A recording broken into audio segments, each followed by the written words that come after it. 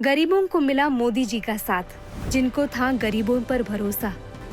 शुरू हुई जन धन योजना, तो गरीबों के खुलने लगे जीरो बैलेंस पर भी जन धन अकाउंट, और फिर फॉर्मल बैंकिंग सिस्टम के लाभ से जुड़ गई करोड़ों जिंदगियां। सविता जी के घर में प्रार्थना की घंटी के साथ साथ अब एक और आवाज आती है इनके फोन पर। एक ऐसी आवाज जिसने दूर की इनकी परेशानियां और लाई इनके चेहरे पर मुस्कान।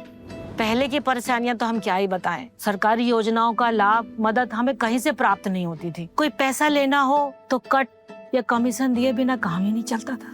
पर अब हमें राहत है कि कोई तो है हमारी चिंता करने वाला है, जिस पर हमें भरोसा है, क्योंकि उन्होंने हमारे बैंक में खाते खुलवाए, हमारे हक का पैसा दिया, उन्होंने हमें जनधन दिया। अब तो सरकारी योजनाओं का लाभ सीधे हमारे जनधन खाते में आता है। और कुछ ऐसा ही आराम मिला रेबेका अम्मा को जब उनका वर्षों का इंतजार खत्म हुआ। No line, no envelope of commission.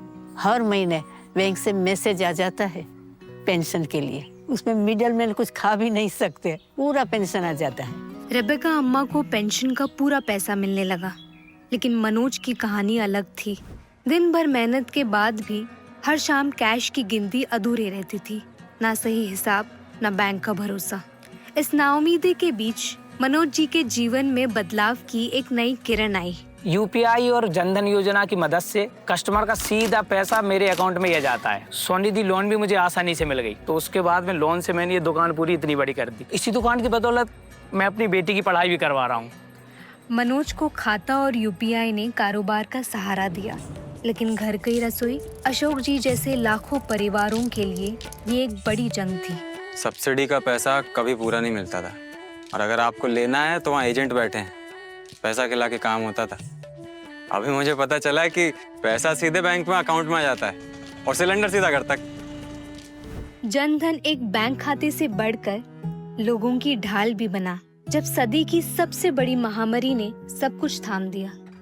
उस बीमारी की वजह से सब कुछ एकदम रुक गया था। राशन मिलना तक मुश्किल हो गया था। ऐसा लग रहा था कि जैसे मैं घर में किसी को खाना ही नहीं खिला पाऊंगी। पर भला हो मोदी सरकार का, जिन्होंने इस महामारी के समय में भी हम गरीबों का ख्याल रखा। जो जनधन खाता मैंने कुछ सालों पहले खुलाया था, उसमें सरकारी मदद का पैसा आया और मुझे राशन भी मिला। जनधन बैंक अकाउंट कैसे बना लोगों का स्वाभिमान, राधेश्याम की कहानी ये बताती है। बैंक खाता खुलवाना चाहते थे, पर पुराना सिस्टम इन जैसे लोगों के लिए नहीं था। बैंक खाता खोलना तो गांव वालों के लिए बहुत दूर का बात था।